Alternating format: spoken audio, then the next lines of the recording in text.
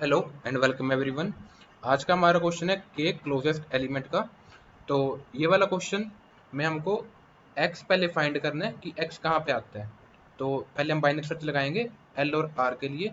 तो इसके इंडेक्स ले लेते हैं।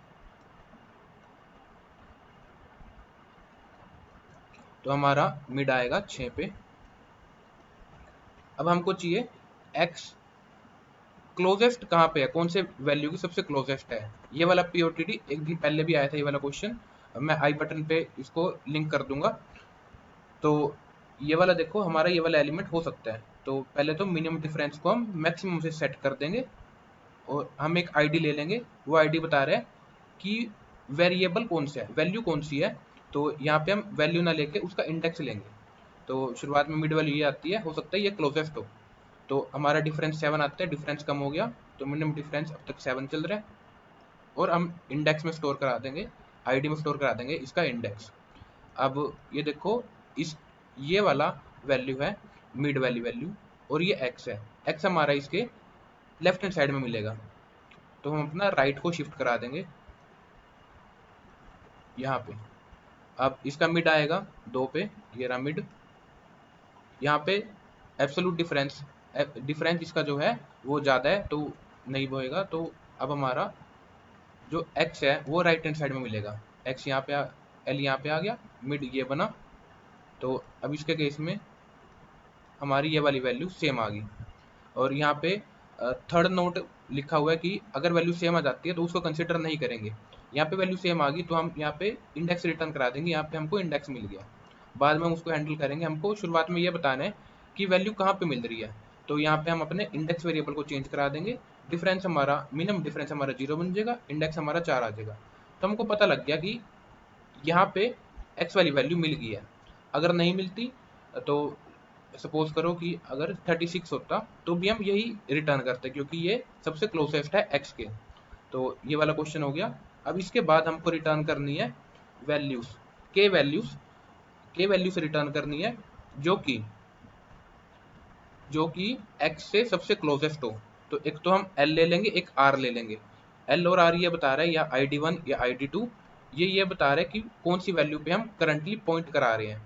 तो एल, यहाँ एल को ऐसा करते हैं, एल को पीछे की तरफ ले जाएंगे और आर को हम आगे की तरफ ले जाएंगे। तो एल यहाँ पे है, आर यहाँ पे है। अब उसने ये बोला है कि अगर वैल्यू इक्वल है तो उसको कंसिडर ना करो। तो अगर हमको वैल्यू इक्वल मिलती है, हमने ये वाला रिटर्न करवाया था, हमको ये वाली वैल्यू इक्वल मिलती है एक्स के, तो इसको कंसिडर नहीं करेंगे, सिंपल सिंपल अपने एल को पीछे ले जाएंगे। अब ये देखो, इसका डिफरेंस 5 है और इसका डिफरेंस हमारा 4 है। तो हम ये वाली वैल्यू कंसिडर करेंगे, छोटा डिफरेंस। ये कंसिडर हो गया, आर को आगे बढ़ा देंगे।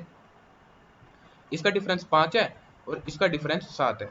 तो हम एल वाली वैल्यू कंसिडर करेंगे, एल को पीछे ले जाएंगे। अब इसका डिफरेंस ज़्यादा, इसका डिफरेंस बनता है 10 13 और यहाँ पे बनता है 5 7। तो हम ये वाली वैल्यू कंसिडर करेंगे और अपने आर को आगे बढ़ा देंगे यहाँ पे।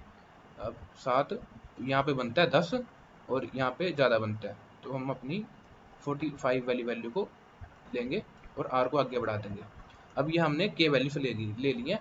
ये हमारा क्वेश्चन था। अब इस क्वेश्चन में एक दिक्कत है कि ये वाला जो एरे है, हो सकता है हम ये कंसीडर करा है हमने बाइनरी सर्च के अप्रोच से, लेकिन ये वाला क्वेश्चन बहुत बेकार दे रखा है। इसके टेस्ट केसेस ऐसे दे रखे कि तुम्हारा एरे अनसॉर्टेड है, तो उस केस में ये फेल कर जाता है। तो हमको जो जीएफजी वाला कोड है उसी कोड से रन करना पड़ेगा, तभी ये सोल्यूशन वर्क करता है। मैंने एक एक दो घंटे से ही क्वेश्चन को कर रहा हूँ, तो काफ़ी टाइम लगा और बाद में मेरे को अप्रोच समझ में आई। क्योंकि ये वाला क्वेश्चन में यहाँ तो लिख रखे है कि हमको log n से करना है। यहाँ पे अगर तुम टाइम कॉम्प्लेक्सिटी देखो,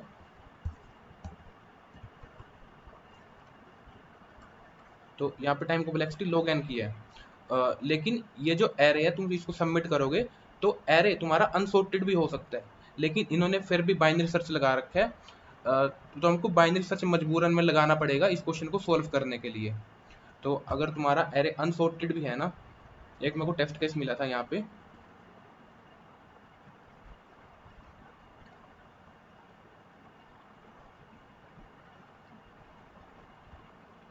ये वाला टेस्ट केस। तो इस टेस्ट केस के अकॉर्डिंग ये वाला तुम्हारा एरे है 6 5 5 9 2 8 1 9 8 10। तो ये वाला एरे तुम्हारा अनसॉर्टेड है और तुम्हारा एक्स बहुत बड़ा है यहाँ पे। तो इसमें हम पहले 10 वैल्यू कंसीडर करेंगे according to our approach, then 9 9 8, तो हमारी डिसेंडिंग ऑर्डर में वैल्यूज हो जाएगी। लेकिन इसका जो आंसर है, इन्होंने इसका आंसर ऐसे दे रखा है 10 देन 8 देन 9 1 8 2, तो मतलब पीछे से वैल्यू ले रहे हैं। मैंने पीछे से भी ट्राई करा प्रिंट कराने का, लेकिन वो फिर भी गलत दे रहा था। इनके काफ़ी सारे टेस्ट केसेस ऐसे ही फेल कर जा रहे हैं। तो हालांकि अब इसके कोड पे आते हैं, तो कोड में क्या करें, पहले तो हमने फाइंड करा कि क्रॉस ओवर पॉइंट कहाँ पे मिलता है। अब यहाँ पे इन्होंने बाइनरी सर्च यूज करा है, जो कि बिल्कुल गलत है क्योंकि एरे हमारा अनसॉर्टेड है। तो ये क्वेश्चन बिल्कुल बेकार है, बिल्कुल टाइम वेस्ट क्वेश्चन है ये। तो लेकिन फिर भी बाइनरी सर्च करते हैं क्योंकि पीओटीडी है तो करना पड़ेगा। अब यहाँ पे लो लिया 0 और हाई लिया n-1। अब पहले चेक कर लिया क्या जो वैल्यू है वो हाई से बड़ी है, तो हम हाई वाला इंडेक्स रिटर्न करा देंगे। क्या वैल्यू लो से बहुत कम है, तो हम लो वाला इंडेक्स रिटर्न करा देंगे। तो हमने मिड फाइंड करा। अब यहाँ पे चेक करा क्या वैल्यू मिड से बड़ी है और मिड +1 से छोटी है। मिड से बड़ी है और मिड +1 से छोटी है, तो हम मिड वाला इंडेक्स रिटर्न कराएंगे। अब उसके बाद चेक करा क्या मिड से बड़ी है, तो हम राइट हैंड साइड पोर्शन में जाएंगे। अब दूसरा के साथ है कि लेफ्ट हैंड साइड में जाएंगे। तो ये हो गया, बाइनरी सर्च यहाँ पे यूज करी। तो उसके बाद दूसरा पॉइंटर लेके चल रहे हैं मूव फॉरवर्ड के लिए। एक हमारा चलेगा मूव बैकवर्ड के लिए, एक चलेगा मूव फॉरवर्ड के लिए। जैसे कि यहाँ पे हमने लगाया था एल हमारा ये था और आर हमारा ये था, तो यहाँ पे ID1 ID2 लिया। ID2 को डिनोट करा है मूव फॉरवर्ड से, तो यहाँ पे ID2 है और यहाँ पे ID1 है। अब पहले तो चेक कर लो क्या जो ID1 है वो x के इक्वल है, तो हमको उसको निगलेक्ट करना पड़ेगा। तो हम सिंपली पीछे आ जाएंगे, यहाँ पे आ जाएंगे। अब तुम चेक कर लो किसका डिफरेंस कम है। अब यहाँ पे भी इन्होंने गड़बड़ कर रखी है। यहाँ पे ये कंसिडर कर रहे हैं कि एरे सॉर्टेड है, लेकिन एरे सॉर्टेड नहीं है इनका according to all the test cases. तो पहले तो आंसर एरे बना लिया, देन के तक का लूप चलाया। उसके बाद both Poynting at the valid index, ये चेक कर लिया कि बोथ हमारे रेंज के अंदर है, क्योंकि ये पीछे जा रहा है, हो सकता है रेंज के बाहर निकल जाए, आगे जा रहा है, हो सकता है रेंज के बाहर निकल जाए। तो पहले तो चेक कर लिया दोनों रेंज के अंदर है, दोनों वैल्यू को हम कंपेयर करेंगे। देन कंपेयर हम ऐसे करते हैं, हमारा अगर एरे अनसॉर्टेड हो, ऐसे करते हैं कि पहले तो एक वाली फर्स्ट वैल्यू एक्स से डिफरेंस, देन सेकंड वैल्यू का एक्स से डिफरेंस। लेकिन ये मान रहे कि एरे हमारा सॉर्टेड ही है, तो ID1 जो है वो पीछे वैल्यू को पॉइंट कर रहा है, एक्स उससे बड़ा है। तो ये ऐसे निकाल लेंगे x माइनस ये वाली वैल्यू पिछली वाली, और तुम्हारी ID वाली वैल्यू x से आगे न है, तो हमको ये वाली वैल्यू माइनस x करना पड़ेगा, मजबूरन में हमको ये लिखना ही पड़ेगा। उसके बाद चेक कर लो अगर वैल्यू 1 क्लोजेस्ट है, मतलब वैल्यू 1 का डिफरेंस कम है, तो हम ARR ID1 वाली वैल्यू कंसीडर करेंगे और पॉइंटर को पीछे ले जाएंगे। और अगर ऐसा नहीं है तो हम दूसरी वाली वैल्यू कंसीडर करेंगे ID2 वाली और उसको आगे ले जाएंगे। देन अगर बोथ वैल्यू पॉइंटिंग नहीं कर रही रेंज के अंदर और हमारा ID1 ही सिर्फ रेंज के अंदर पॉइंट कर रहा है, तो हम उस वैल्यू कंसीडर करेंगे और ID1 को पीछे पीछे ले जाएंगे। अब हो सकता है ID1 तुम्हारा पीछे चला गया हो और ID2 तुम्हारा सही इंडेक्स पे पॉइंट कर रहा हो, तो हम ID2 वाली वैल्यूज उठाएंगे ओनली। तो यहाँ पे ID2 वाली वैल्यू उठाई, उसके बाद आंसर को रिटर्न करा दिया। तो आई होप तुम्हें कोड समझ में आया होगा। तो ये वाला कोड जो है डिस्क्रिप्शन में प्रोवाइड कर दूंगा। इस क्वेश्चन पे ज़्यादा टाइम मत लगाना, क्योंकि ये क्वेश्चन जो है टाइम वेस्ट है बिल्कुल। तो आई होप तुम्हें कोड समझ में आया होगा। तो thank you all for watching this video.